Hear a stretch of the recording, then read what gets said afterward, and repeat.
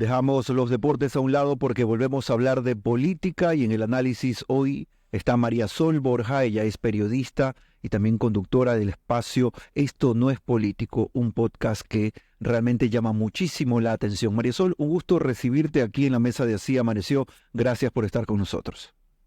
Buenos días a ustedes, gracias por la invitación. María Sol, hablemos de las fichas preelectorales que empiezan a moverse de cara a las presidenciales. Ha sorprendido muchísimo porque parecía ya un hecho que las conversaciones entre el PSC y Jan Topic habían dado un fruto y había una decisión en firme, pero entendemos que el candidato presidencial, que sorprendió a muchos en la última elección, ha tomado una decisión de corte familiar. Al mismo tiempo empiezan a surgir nuevos nombres y posibles alianzas. En tu análisis, ¿qué tanto juega la salida de Topic en el tablero? Creo que todavía es un poco temprano para hacer ese cálculo. Creo también que si bien tenía un perfil interesante, quizá no es el mismo perfil que se requiere en este periodo. En un país tan cambiante como el Ecuador, creo que la construcción del arquetipo del hombre duro, como este G.I. Joe moderno, ¿no? Funcionaba bien en las elecciones anteriores. Hoy habría que ver cómo se siguen moviendo las fichas, porque a pesar de que la seguridad sigue siendo la primera de las preocupaciones de los ecuatorianos, también hemos tenido un presidente que no necesariamente respondió a ese arquetipo que parecía interesante en ese momento y que iba quemando algunas naves, a pesar de que la ha ido quemando, sigue teniendo una popularidad importante, pero creo que el contexto de seguridad que aparentemente ha reducido las cifras de violencia y hay un espejismo, una sensación aparente de calma, sobre todo si se compara con lo ocurrido los primeros días de enero, lo ocurrido en TC, pero seguimos escuchando matanzas, seguimos contando cadáveres, seguimos engrosando las estadísticas de homicidios, y creo que eso sí puede significar un golpe duro para este gobierno, porque finalmente la expectativa mayor de la gente ha sido que pueda resolver el tema de seguridad, más allá de cualquier otra cosa. Siendo todavía mayo, se va acortando el tiempo para que los candidatos o los precandidatos puedan ir anunciando sus candidaturas, pero en un país que todas las semanas tiene una novedad, un escándalo nuevo, una investigación fiscal nueva, cortes de luz, creo que es temprano para poder hacer un análisis incluso sobre la propia participación del presidente de la República, no se diga de los otros, de las otras figuras políticas que pretenden competir. Podemos ir imaginando cómo se puede configurar el tablero, pero me parece que todavía es temprano para saber qué tanto impacto genera la participación o no participación de un candidato, siendo apenas mayo. Son exactamente las 9:27 a.m. y estamos con María Sol Borja, ella es periodista. María Sol, te voy a hacer una pregunta y creo que, pese a que no nos guste, creo que Topic le dio en el clavo. A gran parte del electorado ecuatoriano le encantan los malos políticos. ¿Tú crees eso?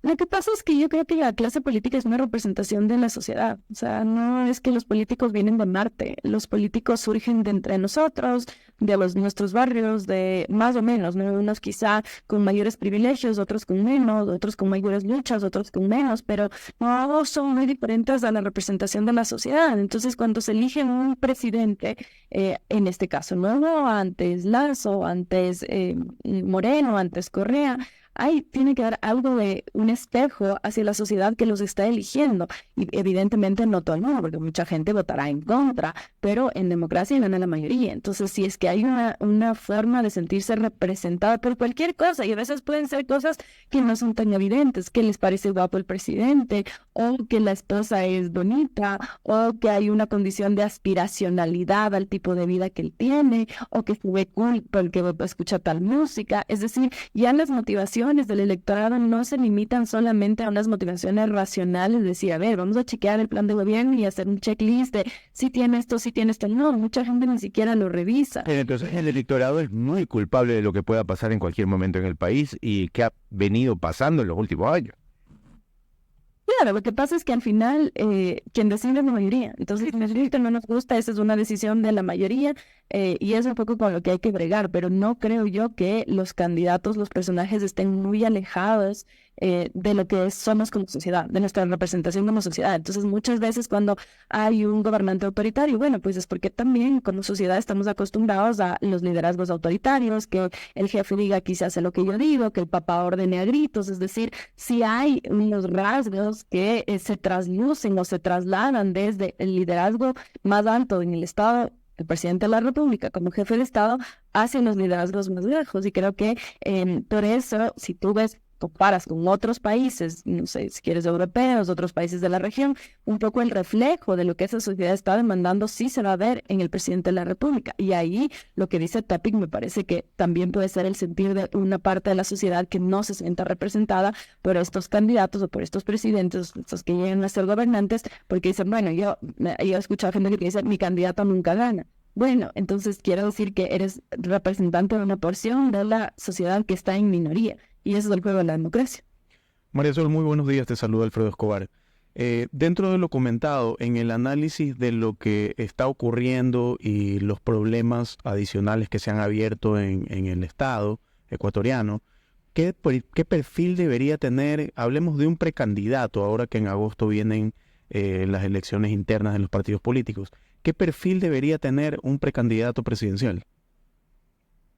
Yo creo que una de las cosas que más debería importarnos sería una persona que tenga un fuertísimo espíritu democrático, porque creo que partir de ahí se puede resolver algunas otras cosas. Yo he escuchado en este último periodo, en estos últimos años, cuando vemos toda esa institucionalización del Estado, tú te das cuenta que la gente está dispuesta a sacrificar cosas que no debería a cambio de mínimos que deberían estar garantizados básicamente ahora la vida. Entonces hay gente que está dispuesta a sacrificar, yo qué sé, la libertad de prensa, los derechos, etcétera, a cambio de que les dé seguridad, cuando en realidad la seguridad es una obligación del Estado y tú tienes que darle seguridad y a la vez tienes que ser un demócrata porque estamos en una democracia. Entonces tienes que estar abierto al escrutinio público. Cuando tú eres un personaje público, tu vida es pública, ya no existe eso de la vida privada. Tu vida privada se conjuga con la vida pública porque no es que te desdoblas. Entonces parte del rol que tú ejerces es estar abierto a ese escrutinio público. Creo que también tiene que ser una persona que entienda la cosa pública,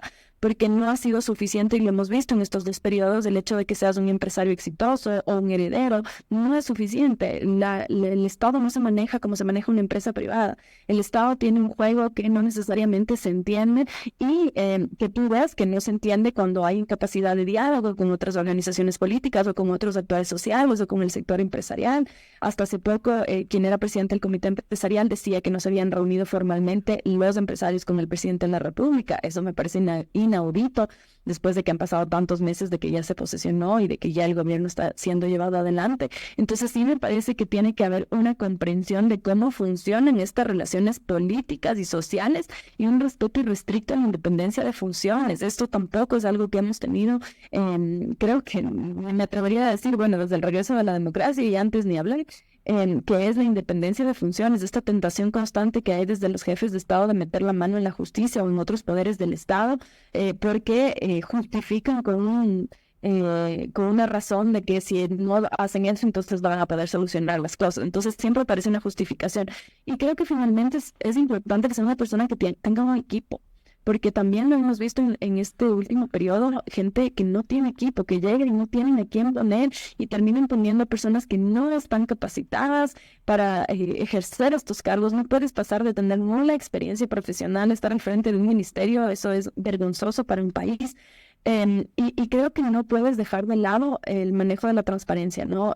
Tiene que haber una política clarísima anticorrupción, de transparencia, y eso ato con lo primero que decía. La transparencia no solamente es rendir cuentas cuando tú quieres y decir yo hice esto, sino estar abierto a entregar información a los medios de comunicación, a las organizaciones de la sociedad civil, a aplicar realmente estos códigos de ética que se inventan cada vez que llegan a la presidencia un nuevo gobierno, se inventan un nuevo código de ética que realmente queda para el papel bonito, porque al final terminan haciendo todo por encima de ese código de ética, y la corrupción o la lucha contra la corrupción termina siendo un bonito poema, ¿no? María Sol, en ese sentido podríamos decir que Ecuador no se debería permitir un nuevo presidente que no haya tenido experiencia en la función pública. Debe ser alguien que haya pasado por esos cargos. Es que a mí sí me parece un poco preocupante cuando la gente considera que es un plus que te digan yo no soy político. A mí me aterra que me digan yo no soy político.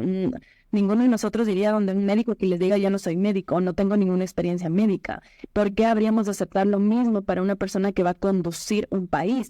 Y claro, yo entiendo que la política está devaluada y que ser político tiene una carga de, entonces es corrupto, entonces se alimentó del Estado. Bueno, ser político es como cualquier otra profesión, a mi modo de ver, y así como hay pésimos políticos, hay buenos políticos, y creo que también hay que rescatar esos buenos políticos que además por estar en el ojo público siempre va a haber cosas que cuestionarlos, porque siempre va a haber deudas que se quedan pendientes, pero creo que en el balance de las gestiones sí puedes ver si ha sido una persona que medianamente ha respetado el Estado democrático, la independencia de poderes, las relaciones con la prensa, con la oposición, que ha tenido algunos mínimos de ejecución. O sea, si tú ves un gobierno que ha ejecutado, yo qué sé, 30%, 20%, 15% de los presupuestos, evidentemente te está quedando una deuda grandísima. Y el Estado es una cosa gigantesca, entonces se entiende que no es que llegas y ejecutas en 2 días, eso se comprende, pero tampoco puedes estar a junio, julio, agosto y haber ejecutado el 20% cuando tienes un presupuesto, pero no lo estás utilizando para el beneficio de la gente. Entonces yo sí creo que tenemos que tener una alerta cada vez que tenemos elecciones y te dicen, no, yo no soy político, o bueno, a ver, pero ¿de qué ideología es? No, pero es que a la gente no le importa es, a ver, o sea, una cosa es que no nos quedemos 4 horas debatiendo si izquierda, derecha, centro, lo que fuere, pero sí es importante saber qué rol va a tener usted, usted como candidato, qué rol considera que debe tener el Estado. Cómo el Estado debe ser grande, debe ser chico, debe haber mucho, cómo van a manejar los funcionarios públicos, cómo va la relación con las empresas, cómo va usted la relación con la prensa. Es decir, si hay preguntas que por más que no te quieran decir cuál es su ideología, pues van a dar luces de cómo miran el manejo de un Estado, y eso sí, el rato que llegan al poder, se va a traslucir, porque si una persona te dice que no cree que el Estado debe ser un Estado robusto, y yo me refiero a robusto en el sentido de tener médicos bien pagados, el Estado también son los médicos, el Estado también son los profesores, el Estado también es la infraestructura. Entonces cuando te dicen, no, pero es que hay que recortar, ok,